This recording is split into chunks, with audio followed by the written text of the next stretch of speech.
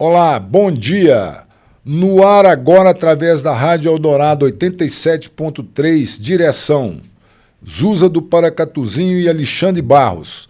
E pelo canal do YouTube O Ativista Paracatu, ouça e assista o programa Pimenta Malagueta. Apresentação, Antônio Vieira, eu mesmo. O oferecimento é do Movimento Verde Paracatu, Coperfan e VIP Studio. O nosso bate-papo de hoje é a respeito da cultura e do patrimônio histórico em Paracatu. O patrimônio de Paracatu é um dos mais ricos de Minas Gerais. A cidade preserva cerca de 250 imóveis coloniais tombados pelo IPHAN e possui uma herança cultural afro-brasileira muito forte. Ela mistura casarões de pedra com tradições seculares. Para falar a respeito deste tema, está conosco a senhora Graça Jales, que é uma grande amiga de muitos anos. A Graça ela é ex-vereadora em Paracatu, ex-diretora da Fundação Casa de Cultura, aqui também de Paracatu, uma das fundadoras da Associação de Amigos da Cultura de Paracatu, criou o Arquivo Público Municipal, coordenou as obras de construção do chafariz da Traiana, foi responsável pela restauração do casarão que hoje abriga o Museu Histórico Municipal de Paracatu, participou da diretoria da PAI, conselheira do Conselho da Mulher e da Casa da Amizade. Atuou em inúmeras atividades em defesa da cultura e do patrimônio histórico e artístico em Paracatu. Bom dia, Graça, minha amiga. É um prazer recebê-la no programa Pimenta Malagueta para este nosso bate-papo. Boa tarde, Tonhão. Eu quero agradecer o convite, viu, meu amigo, que nós trabalhamos juntos, né, em vários momentos, em vários governos também. Sei do seu trabalho, da sua militância em defesa do meio ambiente. E eu, enquanto você defende o meio ambiente, eu defendi a cultura. E a gente tem, assim, um conhecimento e afinidade, né, graças a Deus, muito grande. Quero agradecer e cumprimentar a todos, dizer que é um prazer estar aqui. Pois é, Graça. Então vamos lá ao nosso bate-papo que eu tanto esperei, né? Graça, você foi vereadora por um período em Paracatu, parece 4 anos. Quais foram as suas principais atuações no seu mandato como vereadora? Tonhão, eu apresentei muitos projetos na área de cultura e na área social. A área social me preocupa muito, aliás, me preocupa até hoje. Eu até tive um evento agora, né? Encontrei com um ex-aluno da Casa de Cultura, que infelizmente está em situação de rua, né? É um menino com uma voz linda, que foi do grupo Catucando com Valesca, né? Professora de teatro na Casa de Cultura, e hoje eu encontro com ele na porta de um supermercado e cortou meu coração. Um menino com tanto talento e que passou por um outro caminho. Como vereadora, eu trabalhei muito nessa área de levar o jovem para um melhor caminho. Eu acho que essas escolhas de hoje, que a vida acaba levando, não... Talvez eu acho que a falta de estrutura familiar, a falta de apoio, a falta de um... como que eu diria? Eu acho que a falta, principalmente, de uma vida social e de uma vida familiar melhor para esses jovens, os levam para a rua. E eu tive assim, uma experiência muito grande nessa área. Muitos jovens nós conseguimos internar. Eu não sei se você se lembra daquela de Padre Roldão, Lembro, que tinha demais, um espaço de recuperação. Uma cachoeira. Isso, e ele tinha uma fazenda e ele transformou esse espaço num espaço de recuperação de jovens. E a gente, não só jovens, né? Tinha pessoas, inclusive, que a gente jamais esperava que iam partir para esse caminho de né, de dependência, e foi assim, eu me sinto realizada. Quantas mães, e por ser mulher, as mães me procuravam na Câmara, sentiam mais facilidade de pedir apoio, de pedir ajuda. Então, foi na parte social, eu trabalhei muito nessa área. E na cultura, pena que os projetos não entraram, estão lá engavetados, né? A política tem muito disso. Se você é base do governo, os projetos avançam. Se não são engavetados. Infelizmente, essa é a dura realidade. Eu inclusive, estou me lembrando aqui de um dos projetos, eu criei um projeto para o núcleo histórico de que voltasse uma placa e que o rodapé da placa viesse o nome antigo da rua. Por exemplo, a rua que eu moro, Rua Dr. Sérgio Lhoa. Quem foi Dr. Sérgio Lhoa? A maioria não sabe. Os jovens de hoje não sabem. Ele foi médico e foi político. E coloca na frente a data que ele nasceu e que ele faleceu. Mas embaixo, um rodapé bem destacado, viria o antigo nome da rua. O primeiro nome, Rua das Flores. Não é? Tantas ruas lindas. E voltar aos becos, o primeiro nome dos becos, né? Beco do Seu Candinho, Beco do Piolho, Beco dos Mal-Casados. Beco do Cisco. Beco do Cisco. Tão pitorescos, nomes tão importantes. Eu ainda lembro disso. Então, e que o turista chega e fica encantado de saber que foi preservada a história daquele lugar. Então, contar a história sem esquecer, né, das raízes. Isso que eu considero importante. Ô Graça, você falando aí, a gente falando sobre os becos, eu imagino, nós trabalhamos junto no governo de Almir, parece que você trabalhou antes no outro governo, né? Foi de Manuel Borges, né? E eu imagino, se Almir não tivesse sido prefeito de Paracatu, o que a gente teria da história de Paracatu? Porque Almir trabalhou a questão dos becos, que estava tudo arrebentado. No Santana, esse beco ali onde o povo fala do beco do Ranulfo, né? Depois trabalhou no museu, né? No museu também. Sim, o museu iniciou no governo de Manuel, que ele deu o casarão que estava caindo, né? Funcionou Secretaria de Educação, saiu de lá e ele ficou lá abandonado. Aí ele cedeu.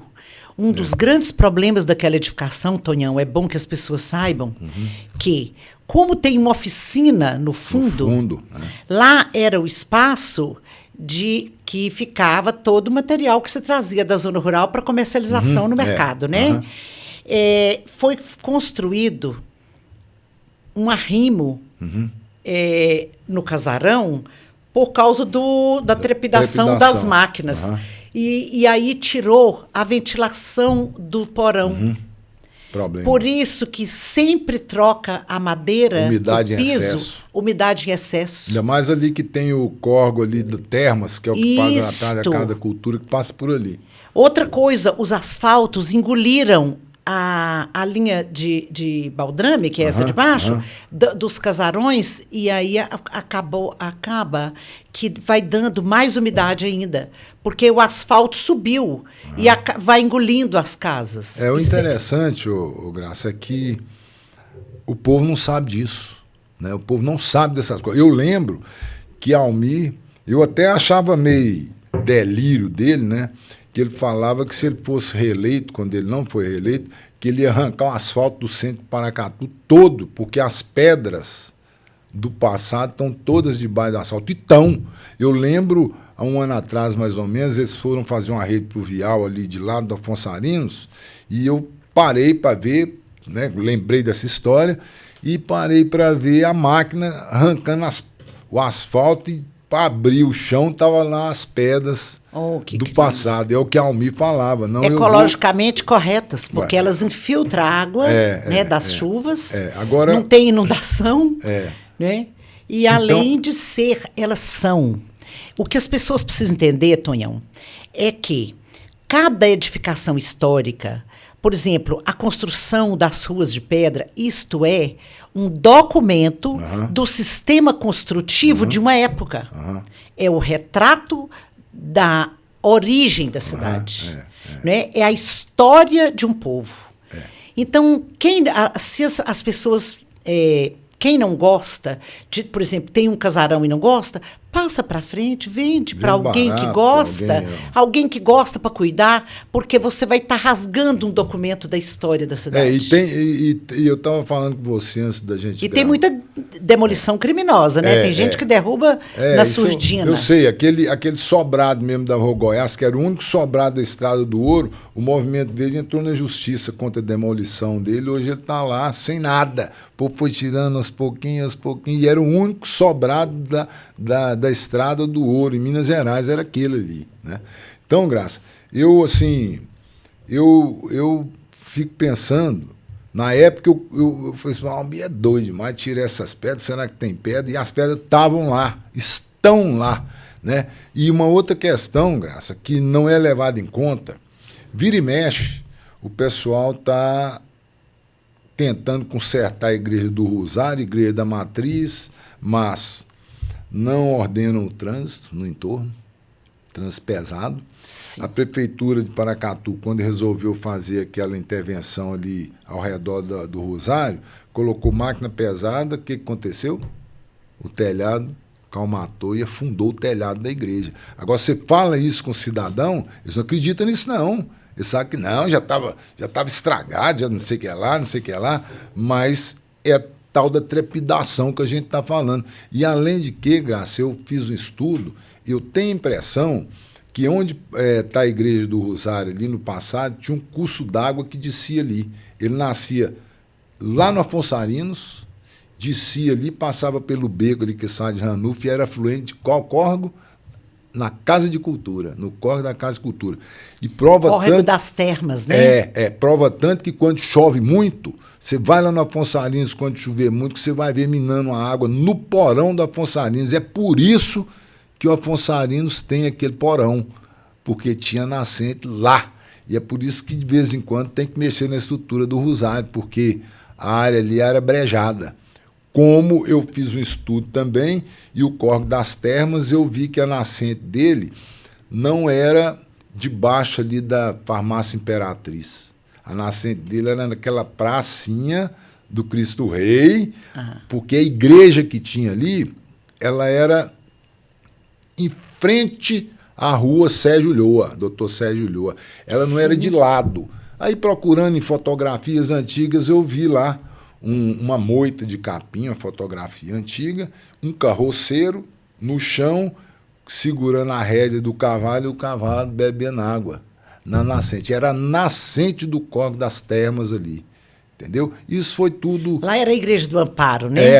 Só que a Igreja do Amparo, ela era na reta da rua Doutor Sérgio Lhoa. Por quê? Porque tinha uma nascente entre ela e o fundo da padaria de Leopoldo. Lá em Questor, né, onde era a escola Afonso Roquete, tem um minador também grande, né, que ele inclusive cobriu fez tipo um forno, porque os alunos ficavam jogando coisa lá dentro e também medo no intervalo que esses meninos que caísse alguma criança, eles fizeram.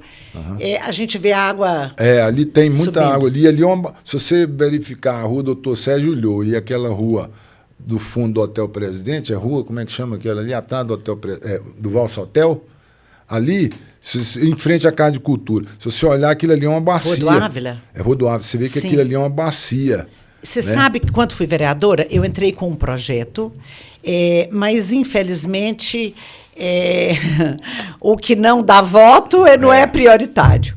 Eu questionei muito e usei várias vezes a tribuna para dizer que como pode uma cidade ter um córrego, uma nascente, no centro da cidade e ela receber esgoto, né, de casas ainda não ser... O povo construindo em cima da nascente. Em cima da nascente e ter esgotos que vai para uma nascente. Ali era para ser uma água pura para beber. Não, se o pessoal quiser ver a potência daquela nascente ali, é só ir ao lado do Colégio das Irmãs, Colégio do Eliseu, e ver a foz desse córrego, o tanto de água limpíssima que joga. No fundo da minha casa, né? O ano nunca secou, muita água, né? Então é uma pena. Essa consciência. de que a água é sagrado e é importante, é vital, né? Isso aí, enquanto as pessoas não se conscientizarem, mas é assim, de repente, se me interessa, eu cuido. Se não, tem que mudar essa mentalidade. O interesse coletivo tem que estar acima do interesse particular. Né? Ô, Graça, vamos se puxar um pouquinho agora pela atuação sua na Casa de Cultura. Essa questão, se a gente for falar sobre esse córrego, a gente vai ficar um mês falando, que tem muita história, né? Aí vai ter que falar sobre as termas que tinha ali, doutor Sérgio Lhô, que dava banho nos pacientes, né? Nas termas. Coisa, né? Então, como é que foi sua passagem pela Casa de Cultura? Quanto tempo? Como é que foi isso? Tonhão, eu fui convidada no governo de Diogo para compor o conselho da Casa de Cultura. E, na época, quem era diretor era Lavoisier, né? Depois, eles me elegeram para presidente, para diretora da Casa em 93, no governo Manuel Borges. O Manuel mudou essa política. Antes, o prefeito escolhia quem punha lá, né? O primeiro diretor foi Lavoisier, Arquimedes o escolheu, muito bem escolhido, né? E tudo. E depois, Manuel convidou várias pessoas representativas da comunidade.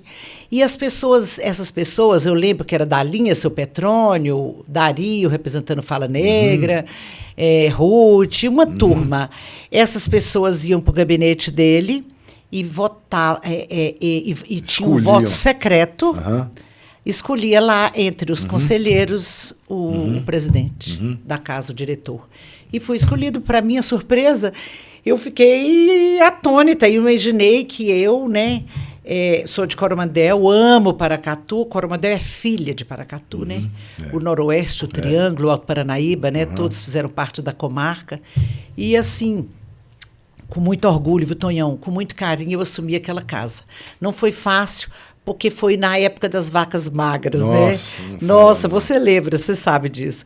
Não tinha dinheiro para nada, não tinha dotação.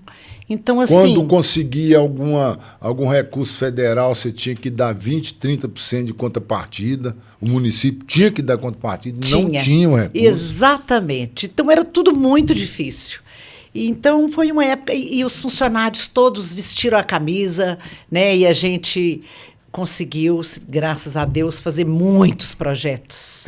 Graça, uma coisa que eu quero te perguntar, porque eu nunca entendi direito, eu sei que foi uma vitória sua e foi um achado, aquele mural que tem lá na Casa de Cultura, como é que foi aquilo ali? Você achou aquilo em algum lugar? Sim, é o painel de Nossa Senhora do Rosário, São Domingos e Santa Catarina de Sena.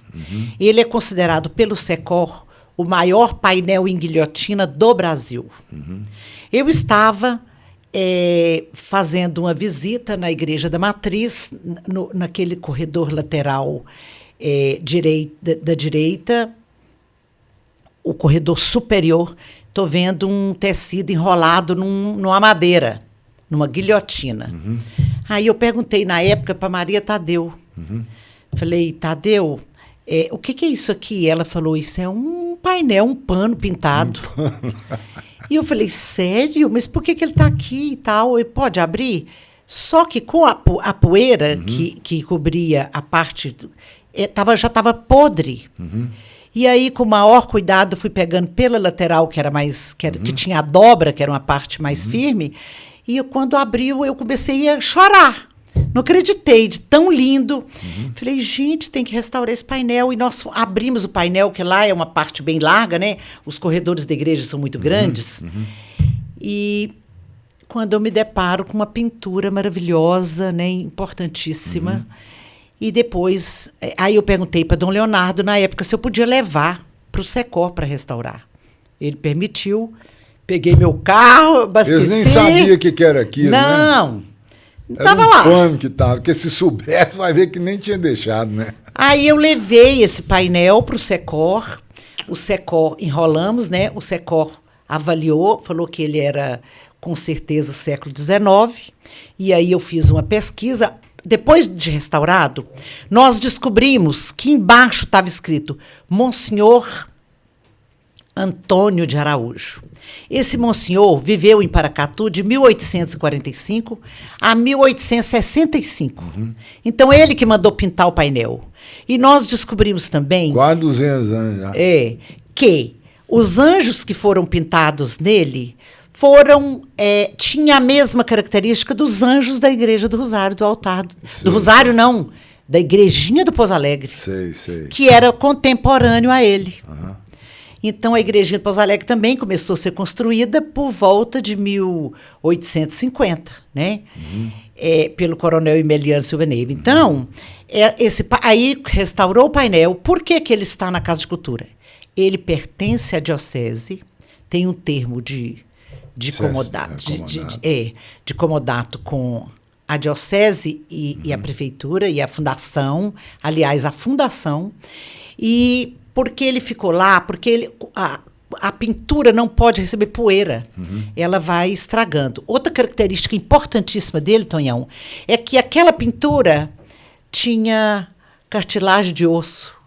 Eles misturavam cartilagem de osso na tinta para fixar no tecido. Então, ele foi reentelado o fundo dele todo, gastou 8 meses de restauro. E eu preciso agora dizer uma coisa assim, fazer uma justiça. Quem conseguiu para nós essa verba? Eu liguei para quem era o ministro da Ciência e Tecnologia, era o doutor José Israel Vargas. E eu liguei para ele... Paracatuense. E falei assim, doutor, não tem como o Ministério patrocinar o restauro de um painel que a gente levou no Secor e o custo é esse, o projeto está pronto. Ele falou assim, olha, eu não tenho, porque aqui é Minas e Energia. Mas eu tenho um amigo da Fundação Vita de São Paulo, que é um amigo que é o presidente. Você vai mandar para ele e eu vou dar uma ligadinha para ele. Você manda para ele e aqui ó, o telefone dele. Você também liga. E a Fundação Vita patrocinou o restauro. Então, depois eu liguei para ele, quando ele veio a Paracatu, ele foi lá e falou, esse que é o painel? Eu falei, esse que estava lá, podre, né? Faltando os pedaços da barra dele.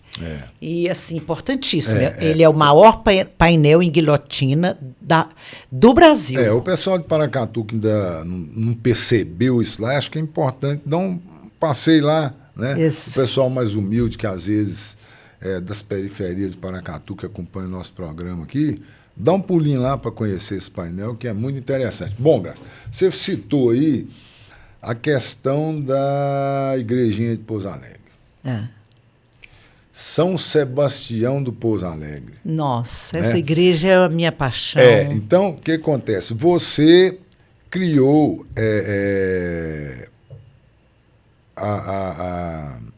a entidade... Associação dos Amigos como Associação dos Amigos de Cultura de Paracatu. E uma das principais lutas suas tem sido no sentido de restaurar aquela igreja que já tentou dar uma remendada nela no governo de Manuel Borges, agora colocaram fogo lá criminoso, lá tem um cemitério também que tem que ser recuperado. também fez um trabalho nas sapatas que estava podre, né, que tinha apodrecido a madeira, fez um trabalho na estrutura. Tonhão, essa igreja ela é muito importante, porque ela é uma das poucas igrejas rurais de Minas Gerais do século XIX. E ela foi construída pelo coronel Emeliano Silva Neiva, que não teve filhos, e que tinha um latifúndio, né? O Pouso Alegre praticamente inteiro era dele. Parece que quando ele doou aquela área para o município, lá tinha 300 hectares. Ele doou 350 hectares. Com igreja e tudo. Ele doou 350 hectares para São Sebastião, fez a escritura em nome do santo, e ele construiu a igreja para que no entorno dela se criasse uma vila, se erguesse uma vila. E ele construiu o cemitério e construiu a igreja.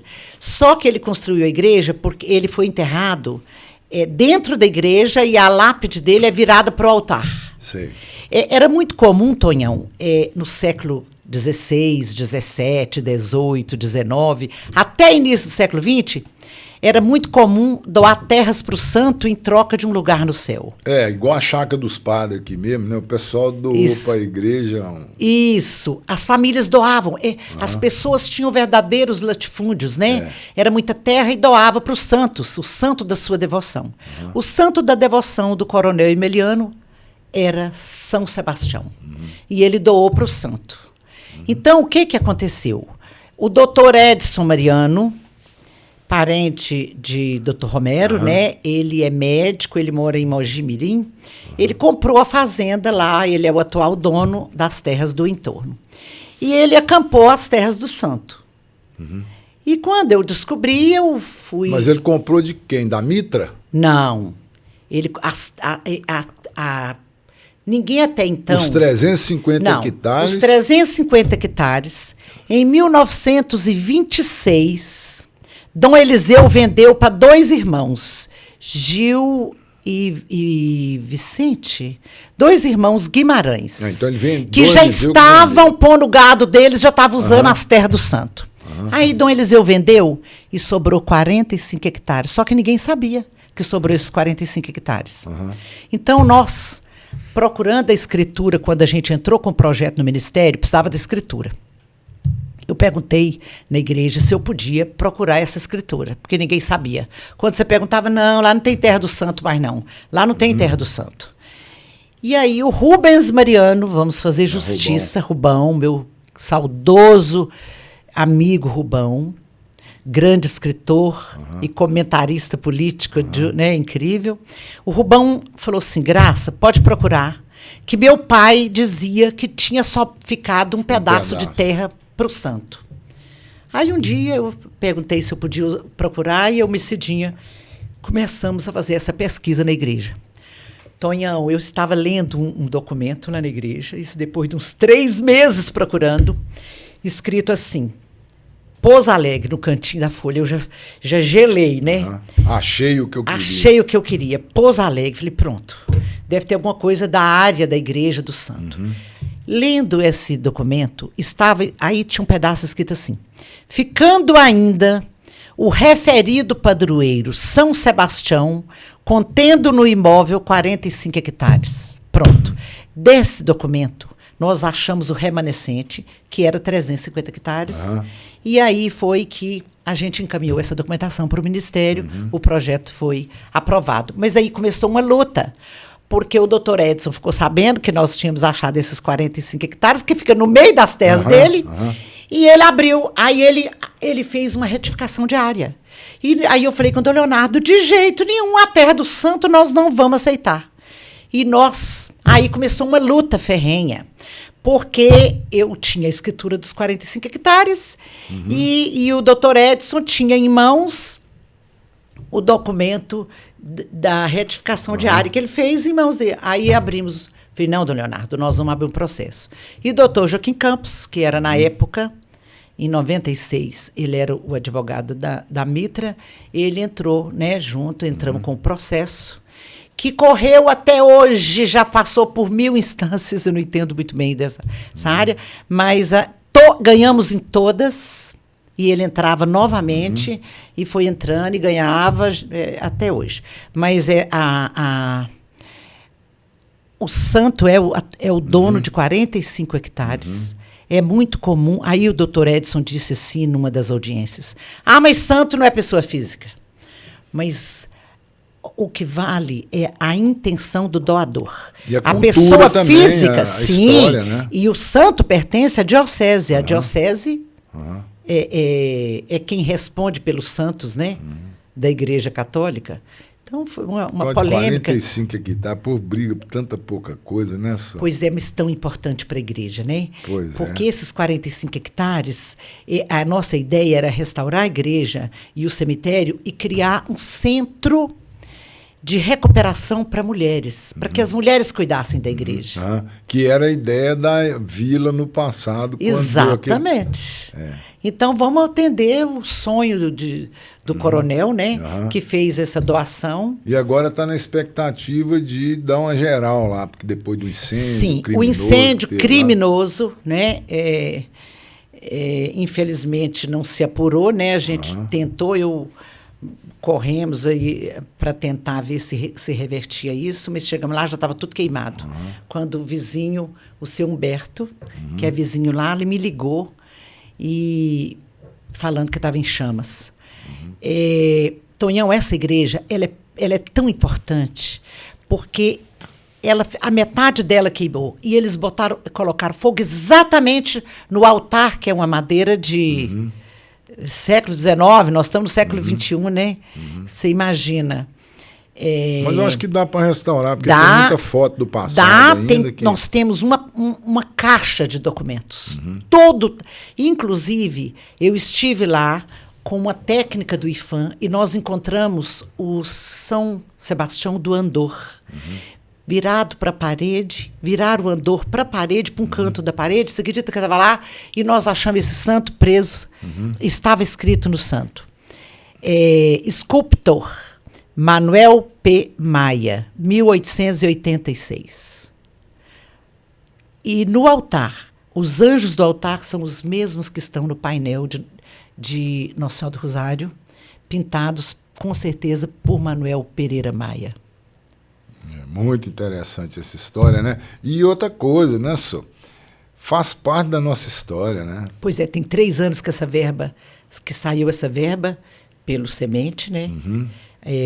Recurso do Ministério Público. Né? E até hoje, agora que uma empresa de Belo Horizonte que vai começar, né, mexer, estamos aguardando. E o recurso porque que tem... a Associação dos Amigos da Cultura vai fiscalizar a obra.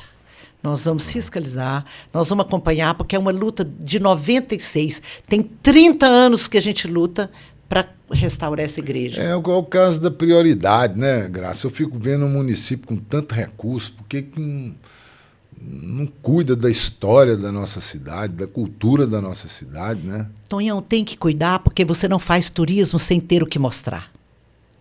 Quantas edificações de valor histórico importantíssimas, que são documentos da história da cidade, estão aí caindo, juntando lixo, né, rato, gente, Graça, são muito importantes. Eu estou lembrando aqui, quando, acho que foi na sua gestão na Fundação Casa Cultura, que vocês descobriram um monte de documento numa casa lá da Rua Rio Grande do Sul. Sim. Aquela casa era o que no passado? Aquela casa, ela foi a antiga Santa Casa. Lá funcionou a Santa Casa, não tinha hospital em Paracatu. Vocês acharam esses documentos? Não, a história foi assim. Esses documentos que estavam no arquivo da prefeitura, não cabia mais lá, eles levaram porque essa Santa Casa era da prefeitura. Da prefeitura. Era. Bom, eu hoje já não mais, porque a família que reside lá há quantos anos? Há uns 40 anos? Né? Uns 40 anos. Eu não entendo como funciona, mas eu acho que eles já têm posse, né? Não, a coisa pública não tem posse, não. Ninguém tem posse de coisa pública, não. Então isso aí eu não sei. Coisa pública não tem, não. Eu sei que quando eu assumi... A não ser que a prefeitura tenha feito uma doação. Cessão para isso, porque doação depende da Câmara. Porque... eu esqueci o nome do marido de Dona Edith, do pai de Rônia. Ele trabalhava na prefeitura, né? Então, acho que foi a doutora Laor, que deu até para cuidar da casa, né? Porque construiu na época. Pois mas vocês acharam esses documentos lá, e aí? Eles estavam no porão. E me ligaram dizendo isso logo em 93, logo que eu assumi. Foi a primeira ação que eu tive na Casa de Cultura. Que os documentos estavam mofados e que lá, quando chovia, molhava também, chuva de vento e tal. Aí tiramos essa documentação toda. Eu liguei no Arquivo Público de Uberaba, de Belo Horizonte, do Rio de Janeiro, pedimos informações como cuidar dessa documentação, limpamos tudo e criamos o Arquivo Público. Então, ali, agora, uma pena que muito. Olha, eu acredito que quase a metade dos documentos se perderam. Porque quando molha, ele cola. Cola e E aí, quando você vai tentar abrir, ele arranca o pedaço. Ali tem documentos muito importantes. Documentos do período escravagista. Documentos importantíssimos da história da cidade. Agora, os documentos mais importantes que Paracatu tem são os livros das Irmandades. Do Amparo, do Rosário e de São Benedito, que são século XVIII e início do século XIX. Graça, eu inclusive, já fiz uma matéria no meu canal do YouTube sobre o cemitério Santa Cruz. Eu fico indignado, não sei qual que é a ideia sua, porque ele é um cemitério municipal. Sim. De mais de 120 anos, com várias sepulturas lá e jazigos daquele período, jogados, amontoados, quebrados, precisando de uma revitalização. E era hora do próprio Ministério Público intervir nisso e propor, inclusive processo, para a associação, né? Elaborar um projeto de restauração daquilo ali, porque eu acho uma covardia. Eu lembro que o cemitério antigo, eu lembro do cemitério antigo de Paracatu e lembro da primeira reforma no governo de Diogo, que aumentou para cima, depois aumentar para frente. Ali na frente tinha um campinho de pelada que a meninada ia jogar bola quando eu tinha 6 anos, 7 anos de idade, né? Então, isso há 60 e tantos anos atrás, eu lembro disso lá, entendeu? E você vai lá, sabe, aquilo eu acho uma covardia, uma cidade histórica. A gente precisa, Tonhão, parabenizar Oliveira Melo, que fez escreveu um livro com todos os jazigos importantes, né, todos os antigos, todos os que são documento da história, e são importantíssimos. Essa preservação já está passando de hora. Né? Eu estive no enterro de Dona Zizinha e estava exatamente conversando com Dalinha a respeito do cemitério. Ele está virando... Estão começando a construir os jazigos, uns caixotes de andares, e que está tirando toda a visão, não tem mais como... Eu acho um desrespeito você entrar para enterrar um ente querido pisando nos outros. Isso é um absurdo. Perdeu as ruas. As ruas de acesso acabaram com as ruas. Quando eu fui vereadora, nós abrimos uma CPI porque estavam vendendo, inclusive, áreas que não podiam ter sido vendidas e áreas que já eram de pessoas que não moravam aqui e que nem sabiam, estavam sendo vendidas as áreas. Por particulares. Por particulares. Porque o cemitério, Garcia, eu conheço muito bem dessa história, porque na minha passagem pelo governo de Almir, eu tinha um problema seríssimo com aquele cemitério, que era de minha responsabilidade. Né? Essa comercialização de áreas. Sim. Inclusive, nós tivemos um problema seríssimo por funcionários que trabalhavam no cemitério, pela prefeitura, e que montaram uma estrutura de comercializar terrenos. E aqueles terrenos ali, tem que ficar bem claro que aqueles terrenos que as pessoas têm lá, eles falam que são deles, não é. Aquilo ali é uma área pública. Ele tem um termo de cessão por 5 anos, por mais 5. Então, tem famílias que têm um jazigo lá que eles falam que é deles, não é deles. Aquele é um terreno público, que o cemitério é um cemitério municipal. Sim. Todos os cemitérios... Bom, tem um cemitério aqui agora que é particular, né? Um que lá saindo na Contagem, aquele ali é outra história, é privado. Agora, os outros cemitérios que tem aqui, Alto da Colina, aquele cemitério novo perto da antiga Finon e o cemitério Santa Cruz são municipais, ninguém é dono de terreno ali.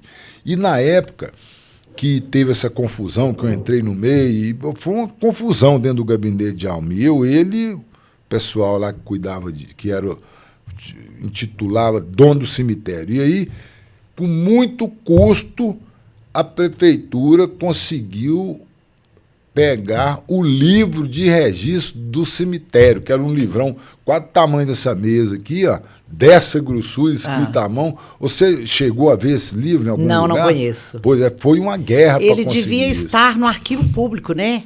Hoje. Para ser um documento, né? Hoje, mas naquela época estava na mão do pessoal que trabalhava no cemitério. Entendi. Entendeu? Então ali ninguém de Paracatu quase sabe quem é quem que está sepultado naquele cemitério. Em todos os cemitérios aqui. Porque não tem um registro correto do que está sendo feito ali dentro. Entendeu? Pois é, Tonhão, então é tudo errado. Porque como que eu vendo uma área que ela é pública?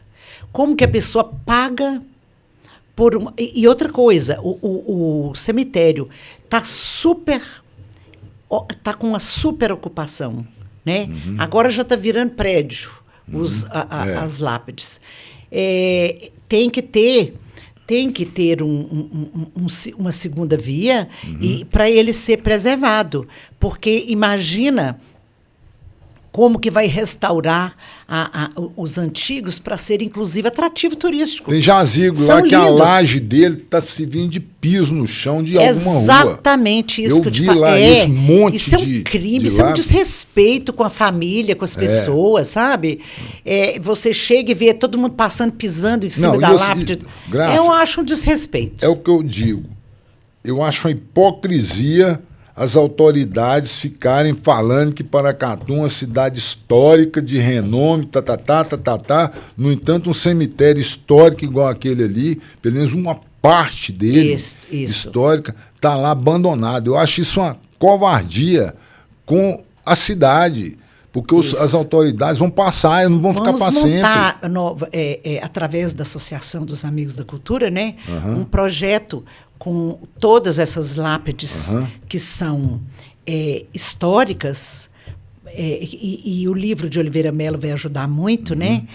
Montar esse projeto, essa sua ideia. Eu acho, Graça. Porque como é público, a gente pode ajudar a prefeitura a fazer isso. A associação, ela não tem fins lucrativos, ela não é vinculada a nenhum partido político.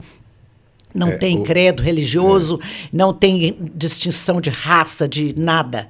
Ela é isenta, né? Agora, então, Graçu, o que pela legislação eu entendo é que o cemitério ele pode ser passado para alguma igreja, para a Mitra. Faz uma parceria com a Mitra. A Mitra pode fazer um termo de comodata para a gestão do cemitério, para a Mitra diocesana. Ela pode fazer isso, a prefeitura. Agora, eu acho que, como vocês têm muita força com o Ministério Público, acho que vocês deveriam procurar o Ministério Público e propor conjuntamente elaborar uma proposta.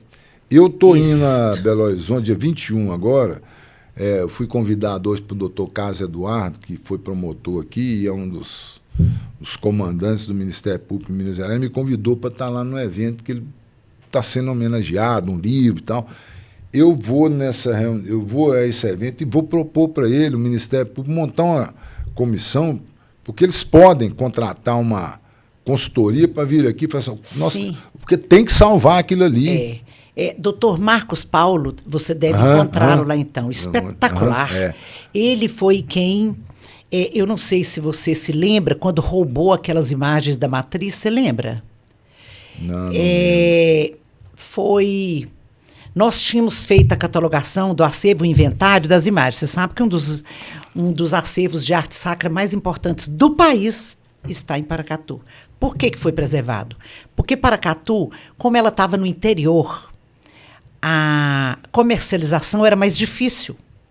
Então, por exemplo, Rio, Salvador, Olinda, essas cidades litorâneas, elas sofriam muito mais saques.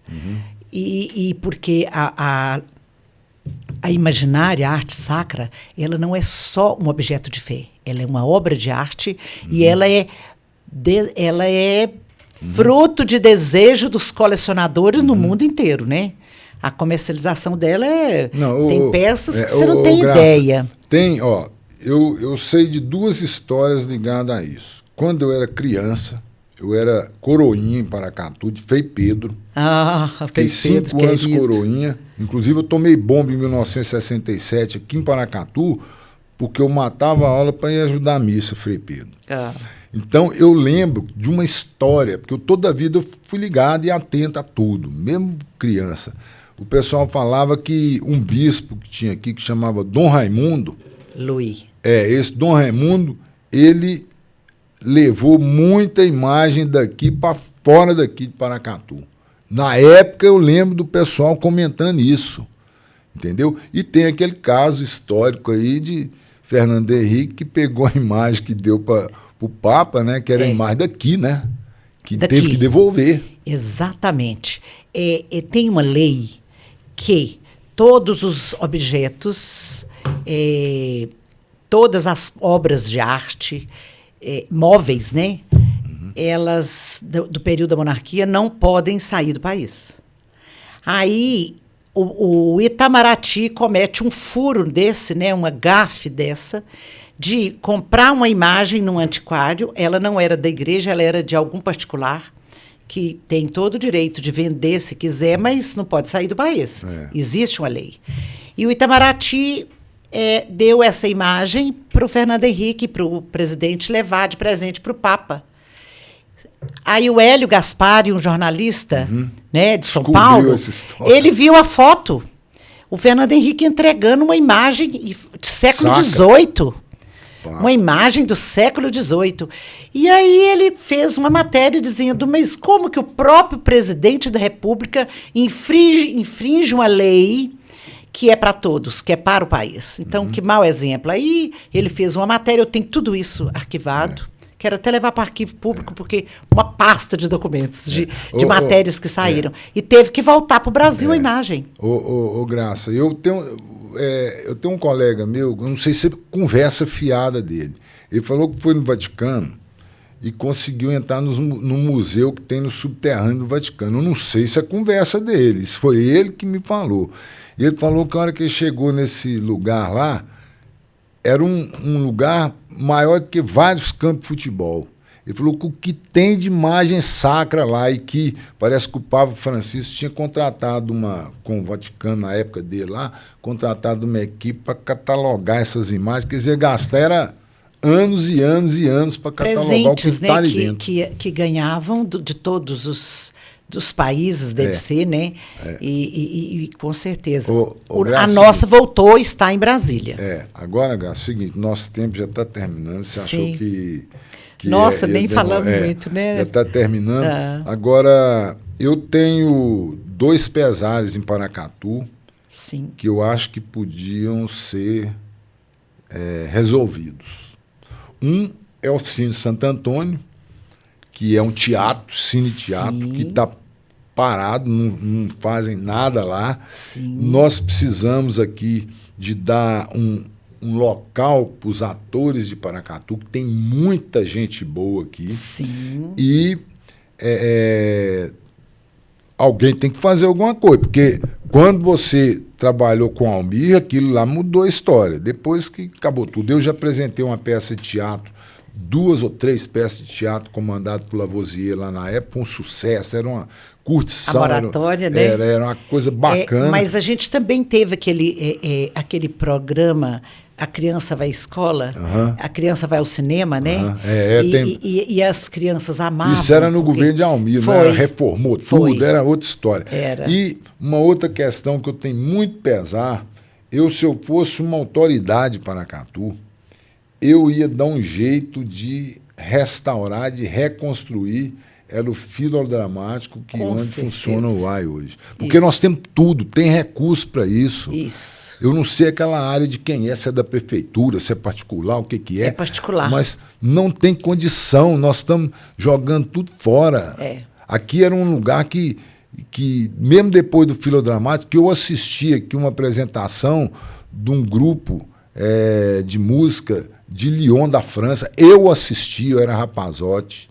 Isso. Lá nesse cinema. Paracatu participava do circuito Rio-São Paulo, de peças de teatro e shows, muitos grandes, eventos vieram aqui. Eu, por exemplo, Graça, eu sei que muitas vezes a gente fica falando sobre patrimônio histórico, arte, cultura e tal, e que tem muitas outras prioridades. Eu sei que tem muitas outras prioridades, principalmente com relação ao pessoal de baixa renda, da periferia, que muitas vezes passa necessidade, que não tem acesso à cultura, não tem acesso à educação que presta. Os eventos que acontecem em Paracatu são todos no centro da cidade, eu sei disso tudo. Mas essa questão do patrimônio histórico, artístico e cultural de Paracatu tem que ser prioridade e bem, não é gambiarra, não. Tem que ser coisa bem feita, né? Eu tenho uma preocupação muito grande com o turismo em Paracatu, quando se fala, nós temos muitas grutas, muitas cachoeiras, e beleza. Agora... E o acesso? Não é só o acesso. As cachoeiras daqui, nenhuma tem plano de manejo, que corre um risco de ter um acidente. As grutas daqui também, que são grutas muito importantes para ter um incentivo do turismo, não tem plano de manejo. Isso que ele tem que fazer é a municipalidade, Graça. Não é eu, não é você, não é a sua associação, entendeu? Então, nós temos recursos de sobra para isso. Tem que tá sempre cobrando das autoridades. Agora, as prioridades são outras. É igual você falou quando foi vereadora. Entra com projeto, se não é da base do governo, fica para lá. Entendeu? A não ser que você faça um movimento na cidade e põe o povo da cidade todo dentro da Câmara. Né? É igual eu fico vendo aquela curva de Santa Isabel, que todo dia mata um. Eu acho que a única saída para resolver definitivamente aquilo ali era pegar o povo da cidade, no alto da Serra da Contagem, colocar ali uns 500 pneus, meter fogo ali para ninguém passar, enquanto as autoridades não tomam providência, porque é uma vergonha. Tem coisas que estão acontecendo aí que o município não toma jeito, o Estado toma jeito, a nível federal não toma jeito, né? Então, não sei, as autoridades têm que tomar juízo. E a sociedade tem que passar a cobrar. Não precisa ficar com medo de cobrar do poder público. O poder público é funcionário nosso, Graça. Você, quando foi vereadora, você era funcionária minha. Com certeza. Né? Eu acho que tem muitos problemas para serem resolvidos. Um dos mais graves que eu acho é aquele trevo para Unai, que à tarde fica uma fila 2 quilômetros de carros. Eu acho assim, tantas cidades, por exemplo, Unai, que é menor que Paracatu, tem um trevo, né, uma entrada da cidade, um trevo lá enorme, e a gente não tem. Então, isso aí eu sinto muita falta. Eu acho que é uma das coisas que precisa correr atrás. Graça, eu acho que precisa brigar mais, correr mais atrás, sabe? O povo nosso, ele é muito humilde, sabe? Ele não vai para o confronto. Porque se o povo mobilizasse e interditasse aquela rodovia ali com 10 mil pessoas, ele parava tudo. Entendeu? Igual fazem em outros países ou em outras cidades, a história era outra. E o povo de Paracatu sofre isso. Tem morte ali naquele trevo, tem perto do Poço Cruzeiro. Paracatu tem 13 travessias na 040, tudo que você... Quando eu tenho que fazer alguma coisa do outro lado da rodovia, eu fico com medo de atravessar a rodovia. Não, e o tempo que você perde, né? Além do perigo que você corre. Então, e acho assim, que se Paracatu quer ser uma cidade turística, porque daqui a uns anos, quando acabar a mineração, porque um dia acaba... O que vai chamar a atenção? O que é atrativo? O patrimônio histórico. Nós fizemos uma pesquisa em 98, nunca me esqueci disso. E a gente fez uma pesquisa com os turistas na época do Carnaval. E perguntamos o que mais chamou a atenção. O que mais eles gostaram? O maior índice a maior porcentagem foi o patrimônio histórico. Os casarões, eles acharam lindo, diferente, porque a maioria de pessoas estava vindo, né, de cidades que são bem modernas, cidades, acharam a parte mais bonita. Mas se você não preserva, se você não cuida, Como é que você faz turismo? Eu tive agora, né? Fomos à Grécia e eu olhando uma cidade pequenininha como Mykonos, uma ilhazinha pequenininha, o turismo do mundo inteiro. É. Tudo é preservado, tudo é limpo, tudo é arrumado. É uma coisa impressionante. Lá é uma mina de dinheiro nós do aqui turismo. perto de Brasília, que todo mundo está Perto, passando aqui toda nós hora. temos o privilégio de estarmos entre as duas capitais, a federal e a estadual. Nós estamos no meio do caminho, nós estamos no caminho.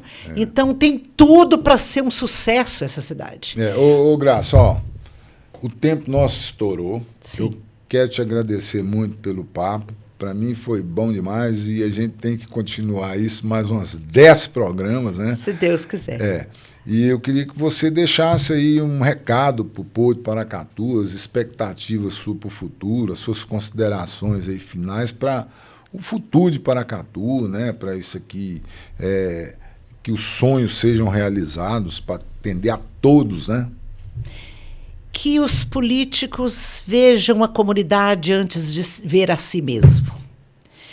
Que os donos das edificações de valor histórico tenham a consciência de que cada casarão, cada edificação histórica guarda a história de um povo.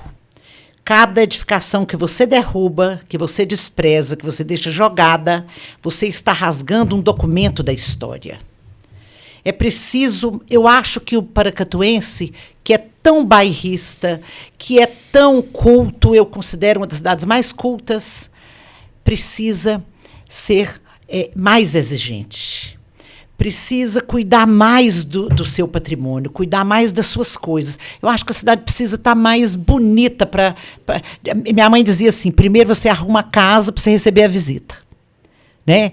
E é um ditado antigo, vamos arrumar a casa, vamos cuidar mais, né? Preservar essas edificações que estão, olha, aquele sobrado lá da Temístocles Rocha, eu passei lá ontem, me dá vontade de chorar. Gente, nós escoramos lá, eu lembro, eu com um caminhão de eucalipto, escorando, na década de 90, conseguimos pôr ele de pé, porque ele já estava torto, e agora ele já está lá caindo de novo. Então, eu acho que o poder público realmente precisa investir no patrimônio, porque isso é o futuro do turismo de Paracatu e da cultura. Beleza, Graça. Muito obrigado a você mais uma vez. Eu que te agradeço essa oportunidade de estar conversando com você, uma pessoa tão sensível, tão preocupado, né, com o meio ambiente, mas também com a cultura, né? Você é ator, né? Já trabalhou no teatro e eu sei da sua paixão também pela cultura. Eu que quero agradecer. Beleza, Graça. Queria agradecer a quem ouviu e assistiu o nosso programa através da Rádio Eldorado FM 87.5 e também através do canal do YouTube O Ativista Paracatu. Agradecer o pessoal da rádio que nos apoiou, agradecer o Movimento Verde que nos apoia, agradecer a Coperfan, agradecer o VIP Studio, agradecer o nosso técnico aqui, Vitor, que é um camarada, gente boa, e dizer que nós temos esse programa, que é um programa sem fins lucrativos, não temos patrocínio de ninguém, não queremos patrocínio, queremos ter liberdade para entrevistar quem a gente achar, né, que merece, que precisa e que tem uma mensagem para levar para o nosso povo, porque a ideia desse programa é abrir consciência mesmo das pessoas, beleza? Grande abraço, até o próximo sábado, às 9 da manhã. Até breve. Arara é um arco-íris, rara cor azul, anil. Ar aos ventos com seu verde folha, acende as matas com seu vermelho febril. A arara que poderia ser o símbolo do Brasil. Cor de ouro, cor de mel e cor de cobre, nobre aquarela sob uma tela, pátria das cores mil. Arara vem, arara vai, arara tem todo o direito de voar.